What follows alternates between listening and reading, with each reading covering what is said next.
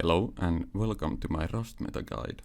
I tried to find stuff that I actually find useful and most people don't know about. Also, in the end I will go over some FPS stuff. Okay, I'm gonna start with the question I get asked the most, which is the zoom bind. Basically, all it does is when you hold down mouse 4, it switches your FOV to 70. It's extremely useful for spotting people and obviously for compound bow. As you can see here, with 90 FOV, you just don't render people far away. But when you switch to 70, you will instantly render them. And because almost everyone is using 90 FOV, if you keep using this bind when you roam around, you will see people before they can actually see you. And here I'm showing that you will render people at the same time as someone using the 16x scope.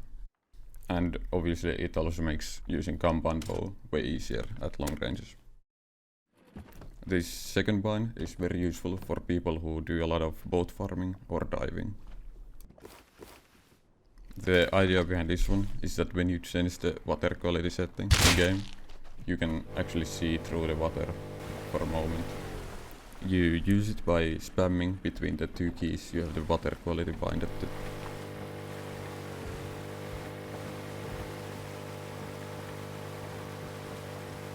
It's very useful when you try to find bodies floating on the water, as you can see here.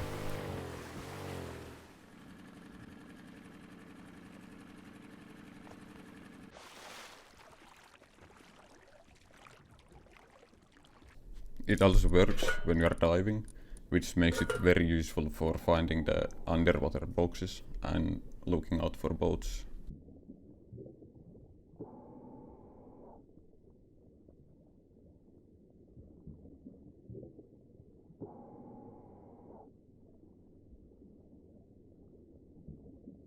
You can also bind it to scroll wheel if you want to spam it way faster, but from my experience, 2 keys is usually enough. Okay, this one is extremely broken and some people might consider it an exploit, so use it at your own risk. Basically, this makes your game very slow, so it looks like your player is levitating. You can decide how fast you move by changing the FPS limit part in the command. Here you can see I'm at 3 or 4 FPS, which is very slow. Usually I like to have it at 20 or 30 FPS. There's so many different uses for this, but I mostly use it for climbing these pylons, so I can bow at people. It's possible to do it without the command as well, but it makes it so much easier and more reliable. The lower your FPS limit is, the easier these jumps are to make, but once you get kinda used to it, you can put it faster and faster. So you can start with like 15 or 20, and once you get used to it, you can put it like 30.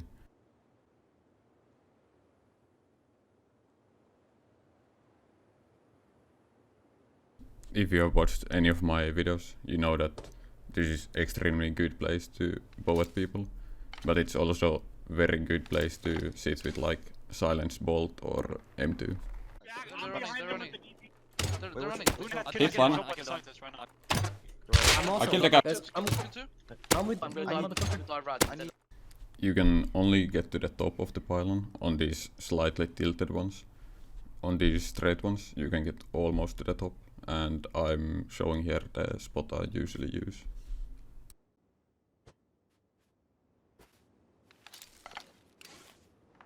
There's 2 other ways I personally use this.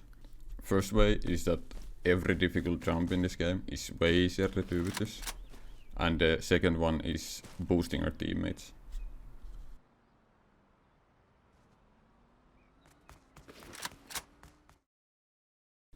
Okay, this one is not very special, but for those who don't know, this clothing set is usually the most cost effective to get inside monuments.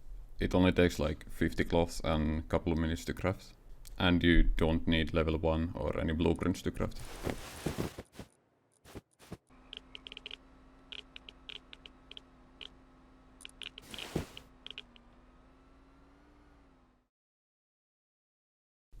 You can use water guns to turn off large furnaces and oil refineries.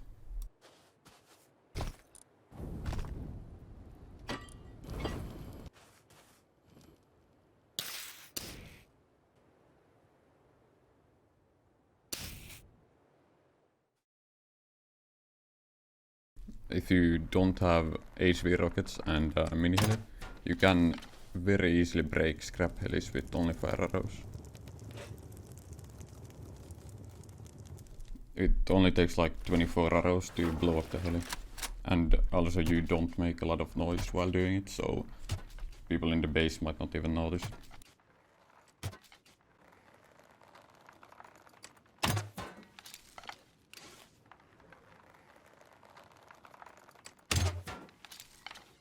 Also, if you use compound bow, you can do it from very far away. And with only like 3 people, the whole thing should only take like 15 seconds.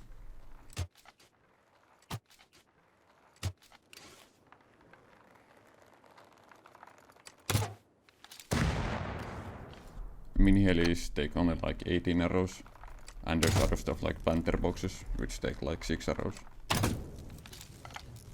Also, most people already know this, but auto turrets only take 100 normal arrows to break.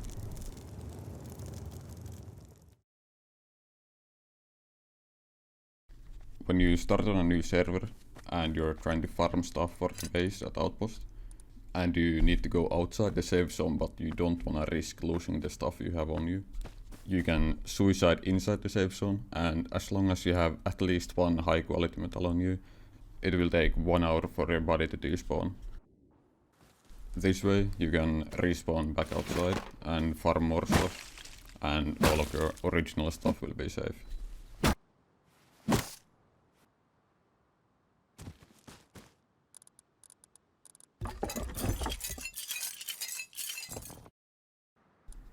Okay, I actually haven't ever tried this myself, but when you sit on the beach chair, your eyes will be higher than your character model's head hitbox. And since you can have gone out while you sit on the chair, you can basically abuse this to have like the perfect head glitch. If you line the chair up like I have done here, from the enemy point of view it will look like you're shooting through the wall and they can't even actually see your head.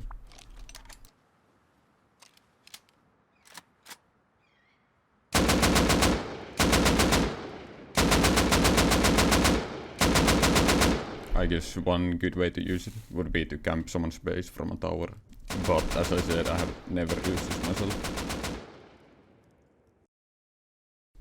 Also, something else I have not tried myself yet is that neon signs are apparently one-way see-through.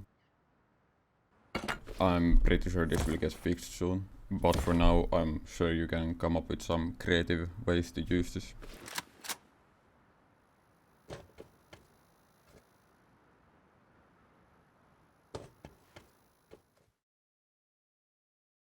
Okay, so I decided to add like fast guide at the end of the video, basically explaining how to get good FPS in Rust, because I still get so many questions and there's a lot of just confusion about the different settings and specs and how they relate to FPS.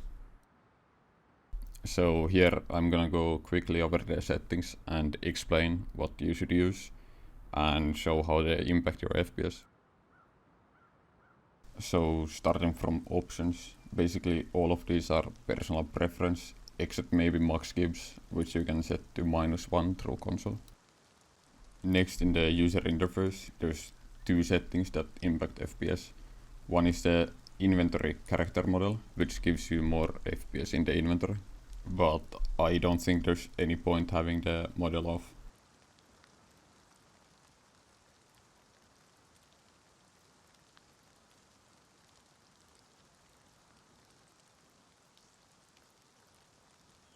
The second setting that might impact FPS, I actually don't know, it's kinda hard to test, is the chat.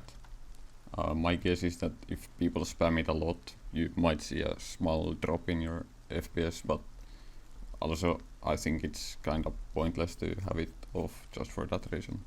I'm gonna skip over audio and controls because there's nothing that does anything there. In screen settings, your resolution actually has almost no impact on your FPS for most of the players. The reason for this is that Rust is extremely heavy on your CPU, and for your CPU it doesn't matter what resolution you play on. So basically just use whatever resolution you feel is good for you, and you don't need to worry about how it impacts the FPS. For the other settings you should have VSync off and exclusive mode.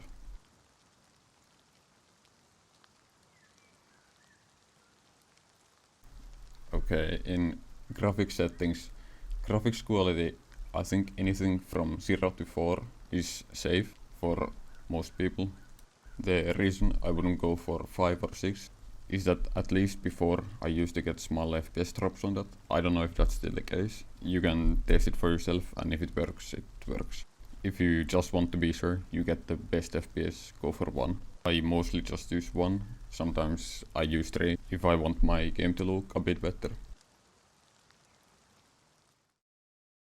Okay, the next setting is shadow quality. I know that a lot of people actually like to have this on high because you get these nice soft shadows. I would still recommend to have it on low because there's a clear FPS drop when you put it on high.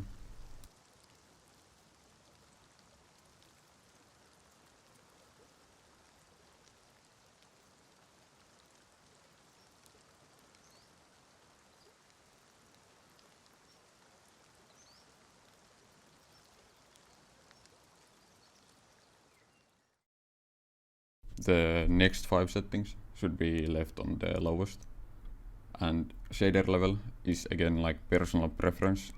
I don't think it has like any effect on your FPS.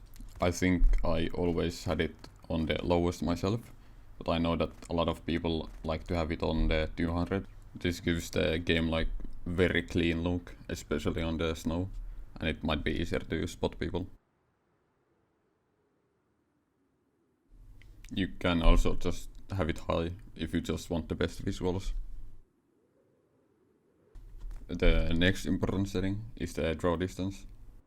I know that a lot of people like to have it on like 1.5k, so you can spot airdrops and heli from far away. That's probably fine, but it actually has an impact on your FPS, although it's very small, as you can see here.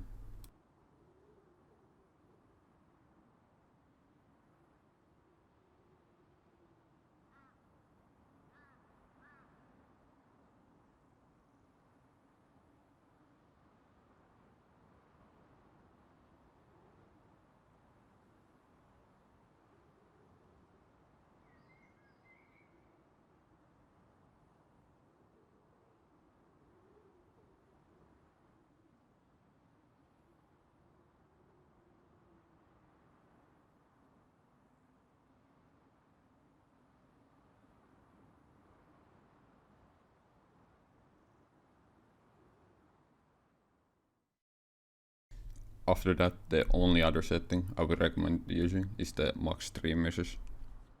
It basically has no impact on your FPS, and you can see people hiding behind trees and stuff. Using sharpen is also fine, and in experimental I have everything off. Now, for most people watching this, none of the settings actually gave you any FPS at all. The truth is that there's basically only 2 ways to actually get more FPS, which are overclocking your system and upgrading your system. Now, because your FPS basically only depends on your single threaded CPU performance and RAM speed, you wanna focus on those 2 components. Overclocking is something you need to do by yourself, but it's definitely worth it if you know what you're doing. If you plan on upgrading your system and you just care about your FPS in Rust, it's important to prioritize your CPU. I'll put some basic guide here on what CPU you should buy.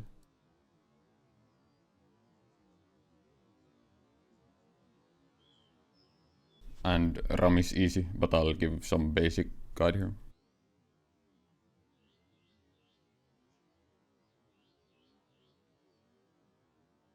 But anyways, thanks for watching, I guess. And if you have any questions about FPS stuff, you can ask me about it in the comments, or you can join my Discord server.